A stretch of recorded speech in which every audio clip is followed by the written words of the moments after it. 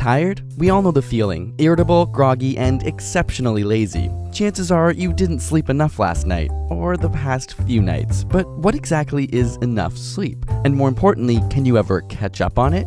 While the very function of sleep is still debated by scientists, we do know that it's necessary to function efficiently and productively. After all, we spend 24 years of our lifetime sleeping, it'd better be important. Researchers have tested how much is required each night by assigning groups of people to 4, 6, and 8 hours of sleep over extended periods of time. After 14 days, those with 8 hours of sleep exhibited few attention lapses or cognitive issues. However, those with 6 or 4 hours of sleep showed a steady decline. In fact, after only 2 weeks, the 6-hour group showed a similar reaction time to a person with a blood alcohol concentration of 0.1%, which is considered legally drunk. The 4-hour sleepers suffered even more, occasionally falling asleep during their cognitive tests. In both groups, brain function decreased day by day almost linearly with no sign of leveling off. Scientists have dubbed this cumulative effect as sleep debt. So can we recover from it? After a night or two of little sleep, studies show that the body and brain can fully recover with a few nights of good sleep. However, with long-term sleep deprivation on the scale of weeks to months, the recovery of cognitive function is much slower, requiring many more nights of quality sleep.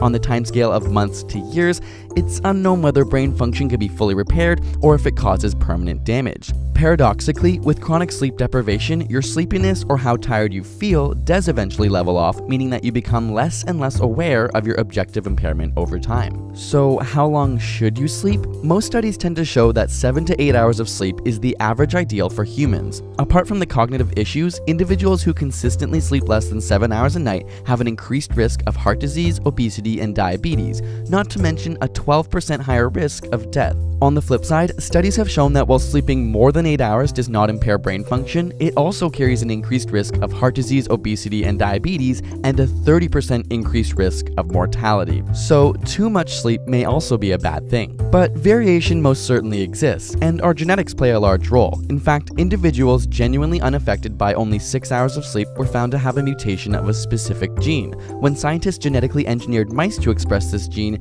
they were able to stay awake for an extra 1.2 hours than normal mice. It turns out these short sleepers have more biologically intense sleep sessions than the average person. Ultimately, while it's important to know the ideal average of 7 to 8 hours exists, let your body and brain help you figure out its own needs. After all, no one shoe size fits all. If you want to know how to get better quality sleep each night in order to conquer the hurdles of sleep deprivation, we have some tips and research for you over on ASAP Thought. You can find a link in the description below to that video.